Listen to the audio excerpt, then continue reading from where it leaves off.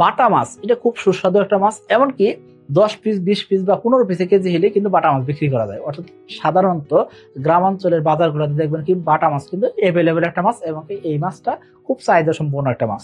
তো আপনি এই বাটা মাছটা চাষ করবেন কার সাথে? তেলাপের সাথে। কারণ কি তেলাপিয়া মাছটা কিন্তু খুব পপুলার একটা মাছ। এই মাছ মোটামুটি বাংলাদেশে আছে বলেই আমরা ভাতের সাথে মাছ পাচ্ছি বলা যায়। কারণ কি আমিষের অভাব পূরণ করার জন্য এই তেলাপের ভূমিকা কিন্তু অপরিসীম। তো আমরা তেলাপি এবং কি বাটা মাছ একসাথে মিশ্র চাষ করবো, কারণ কি দ্রুত উৎপাদন হয়, দ্রুত সময় বিক্রি করা যায়, এবং কি বাটা মাছের ক্ষেত্রে দেখা যায় কি এরা খুব দ্রুত সময় খাবার খেয়ে দ্রুত সময় বড় হয়, এবং কি বাজারে তো চাহিদা সম্পূর্ণ একটা মাছ আছেই। তো এই জন্য বলবো আমরা কি করবো, তেলাপি এবং কি বাটা মাছের মিশ্র চাষ যে করবো, কিভাবে করবো, কতটুকু ঘনত্ব দিব সেই সম্পর্কে জানার চেষ্টা করবো। তো চলুন শুরু করা যায়। দেখেন আপনি কি করবেন, তেলাপির সাথে বাটা মাছ চাষ করবেন যখন, তখন আমরা দুটো ফর্মুলা দিচ্ছি। দুটো ফর্মুলা যে কোনো একটা ফর্মুলা আপনি অবলম্বন করতে পারেন। যখন আপনি কি করলেন, তেলাপি দিলেন শতাংশে 250 পিস, এই ক্ষেত্রে আপনি কি করবেন, তলদেশে মাছ হিসেবে আপনি বাটা মাছ দিবেন 30 পিস। এখন আপনি বলতে পারেন ভাই 30 পিস বাটা দিলে সেই ক্ষেত্রে কয় কেজি মাছ উৎপাদন হবে? আপনি মোটামুটি 6 পিস থেকে 8 পিসে কেজি করে বাটা মাছ বিক্রি করবেন। সেক্ষেত্রে শতাংশে 5 কেজির আশেপাশে বা 5 কেজি 6 কেজি বাটা মাছ উৎপাদন করতে পারবেন এর নিচের স্তর থেকে। মধ্যম স্তরে আমরা কি বললাম, রুই মাছ 1 কেজি উৎপাদন হবে, আর কাতল বা সিলভার কাপ মিলে আমরা 1 পিস দিব। এক্ষেত্রে কি হবে, আমাদের কার্যত মাছ থেকে 5 থেকে 7 কেজি উৎপাদন হলো। এর পাশাপাশি তেলাপি দিচ্ছি শতাংশে 250 পিস। এই তেলাপি থেকে আমরা কি করতে পারবো, ইজিলি আমরা 70 থেকে 75 কেজি মাছ উৎপাদন করতে পারবো। তার মানে কি 1% জায়গা থেকে আমরা 80 কেজি মাছ উৎপাদন করতে পারতেছি 4 মাসে।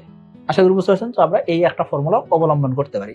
এসে তেলাপিয়ার পোনা খাই কম বাড়ে বেশি। 2025 সালের নতুন পোনা 15 মাস থেকে ডেলিভারি শুরু হয়ে গেছে, ডেলিভারি চলবে 25 নভেম্বর পর্যন্ত। দ্বিতীয় একটা ফর্মুলা দিচ্ছি, সেটা কি, আপনি চাইলে বাটা মাছের পরিমাণ বাড়াইতে পারেন। আমরা দিয়েছিলাম 30 পিস আগে, এখন দ্বিতীয় ফর্মুলাতে বাটা মাছের পরিমাণ বাড়াই দিলাম। কারণ কি অনেক খামারি বলে থাকেন যে ভাই একটু ভ্যারাইটিস থাকলে, মাছের যদি একটু ভ্যারাইটিস থাকে সেক্ষেত্রে দামটা বেশি পাওয়া যায়। সেক্ষেত্রে আপনি কি করবেন, বাটা মাছের পরিমাণ দিলেন 50 থেকে 60 পিস, অর্থাৎ নিচের স্তরে মাছ বাড়াই দিলেন। এক্ষেত্রে কি করবেন, আপনি তেলাপির পরিমাণটা কমাই দিবেন, শতাংশে 200 পিস তেলাপি রাখবেন। এখন শতাংশে 200 পিস তেলাপি রাখলে কি হবে, মোটামুটি 65 কেজির আশেপাশে আপনি উৎপাদন করতে পারবেন প্রতি শতাংশ থেকে। আর এর পাশাপাশি আপনি কি করলেন, 50 থেকে 60 পিস যে আপনি নিচের স্তরে বাটা মাছ দিলেন, এখান থেকে আপনি 10 থেকে 12 কেজি বাটা মাছ উৎপাদন করতে পারবেন। আশা করি তার মানে উৎপাদন কিন্তু অনেকটা কিন্তু আগেরটার মতনই হয়ে যেতেছে, তাই না? উৎপাদনে কিন্তু ঘাটতি হলো না। আবার এর পাশাপাশি আমরা কি করছি, রুই মাছ কিন্তু মধ্যম স্তরে 1 পিস দিছি, আর সিলভার কার্প বা কাতলা মাছ আমরা দিচ্ছি উপর স্তরের জন্য 1 পিস করে। এই যে আমরা মোটামুটি 75 থেকে 80 কেজি মাছ উৎপাদন করতে পারবো। এখন কথা হলো যে এই যে আমরা দুইটা ফর্মুলা দিলাম, যে কোনো একটা ফর্মুলা আমরা অবলম্বন করতে পারি, কিন্তু আমরা কি করে থাকি, অনেকেই মধ্যম স্তরের মাছ বা উপর স্তরের মাছ আমরা ঘনত্ব বাড়াই ফেলি। এই কাজটা আমরা করবো না।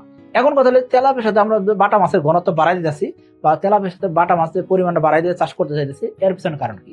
এর পিছনে কারণ হলো এই বাটা মাছ খুব দ্রুত বর্ধনশীল একটা মাছ।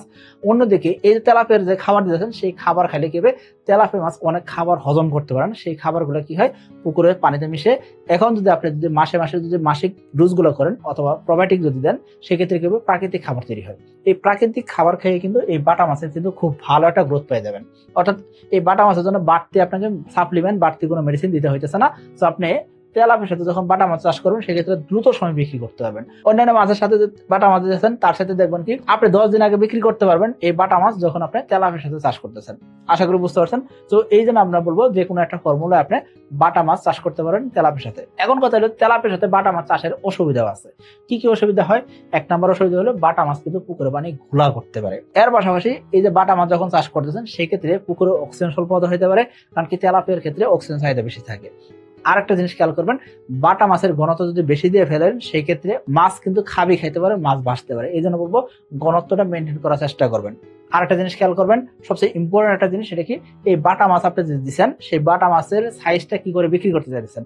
আপনি যদি 5 পিস 6 পিসে কেজি করে বিক্রি করতে চান, সেই ক্ষেত্রে এই ঘনত্ব দিতেছেন।